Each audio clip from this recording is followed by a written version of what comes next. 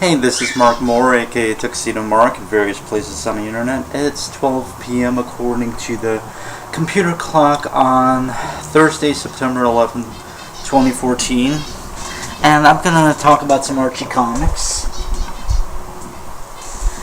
First of all, I want to mention something, an issue that I had ordered, and it had arrived, hang on.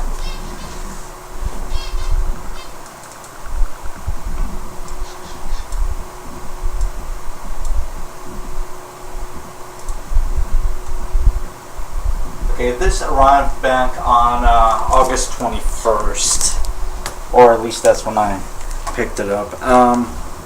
And it also comes with like a Dark Horse, I think it's Dark Horse, no, Image,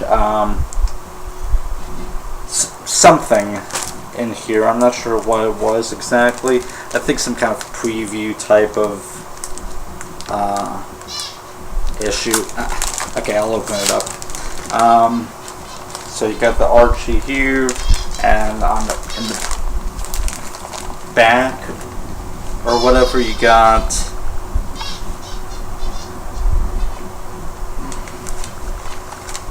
this. Eyes for Image or something.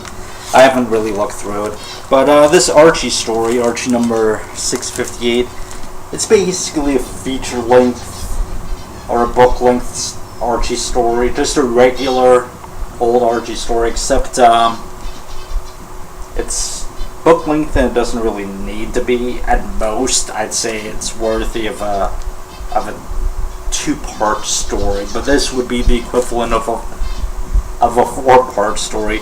Basically, Archie makes some kind of comments about how he has to have a dating quota to date like a whole bunch of girls within like the last 2 weeks of summer or whatever, and somehow this spreads to some girls who spread it to other girls, and they decide they want to teach Archie a lesson to respect Betty, because apparently Archie is neglecting Betty to date all these other girls. So these other girls are dating Archie, but they're giving him miserable dates.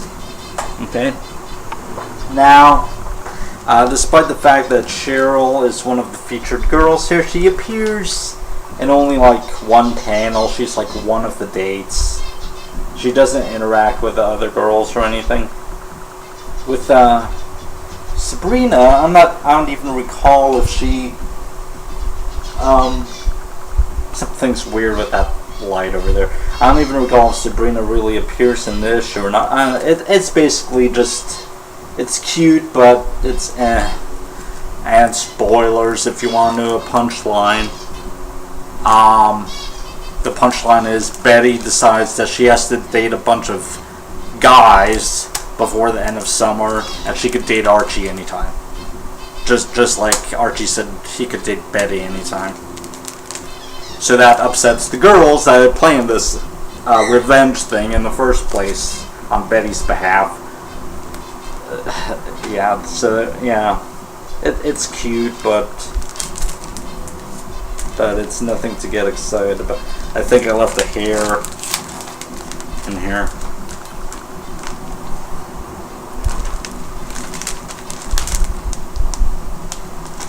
Come on. Alright.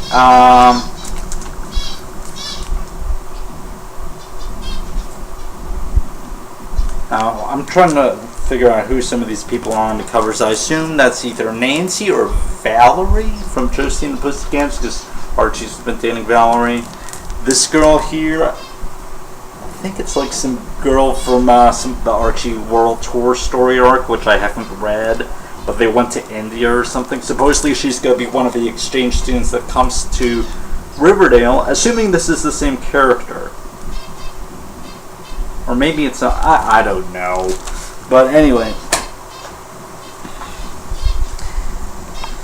Here's what I got today. Betty and Veronica number 272. This kicks off the farewell Betty and Veronica story arc, or whatever it's called. It's going to run for 6 issues, which means it's going to take up an entire year of the Betty and Veronica title. Basically, Betty and Veronica become exchange students. They go to Europe, and two foreign exchange students come to Riverdale. One of them apparently is this Indian girl that I mentioned that they met in the Archie World Tour storyline, where the Archies went on tour around the world or something. But anyway, this story has been delayed for so long. Originally, it was going to be part of a new magazine called Veronica and Betty back, I don't know, a few years ago. And then, Dan Parent was drawing it, and he was told to stop drawing it because apparently it was shelved. But they resurrected it for this, finally. Now, this apparently has been delayed even in this format. Archie's had, delays for whatever reason. It's caused some concern about the health of the company. But yeah, this is a reworking of the original first issue of the Veronica and Betty magazine that never happened. It's written by Michael Uslan, who I believe he wrote the Archie Marries storyline from a few years ago, and then he wrote the first issue of Life with Archie, which kind of spun off from that. Yeah, so it's called The Beginning of the End, or at least this story is. I assume each story is going to have a different title.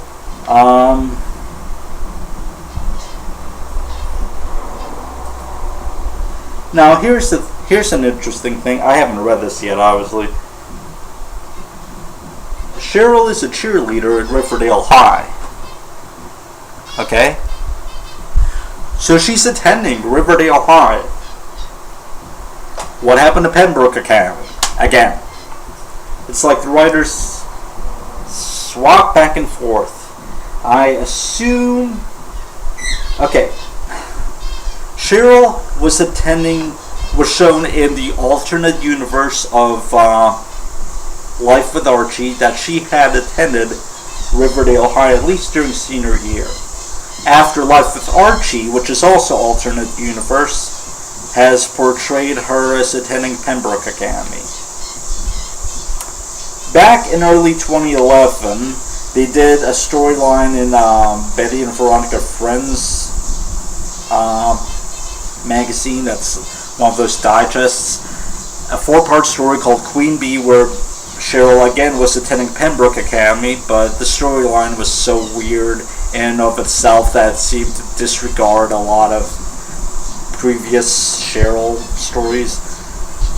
Obviously, her solo series back in the late 90s and early 2000s had her attending Pembroke Academy. But what's interesting is in 2010, which is just before they did Queen Bee, they did a sequel to the freshman year storyline, showing some additional storylines from when the gang were freshmen at Riverdale High. And the last page of that story had Cheryl Blossom attending Riverdale High as a new student. So, what are they going with? Are they, it seems that they're going with, I guess, picking up from freshman year to see that Cheryl's been attending Riverdale High with the gang since they were freshmen, I assume. But yeah, whatever the case, Cheryl's attending Riverdale High. So that's interesting.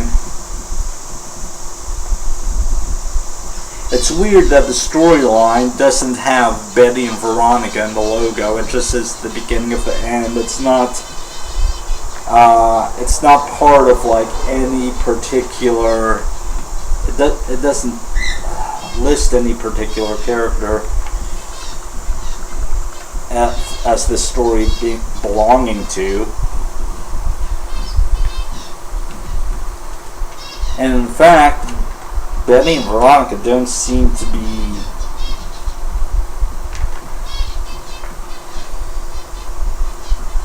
too involved in the story itself. Seems Cheryl came to see them off at the airport as well. Of course, she probably has her own motives for that. The storyline, interesting, it's 24 pages long. A typical Archie regular-sized comic from back in the day would typically be, I believe it was traditionally 22 pages long. I think some of them might have gone down to 20 pages a while ago, or maybe that was just the Life with Archie magazine. But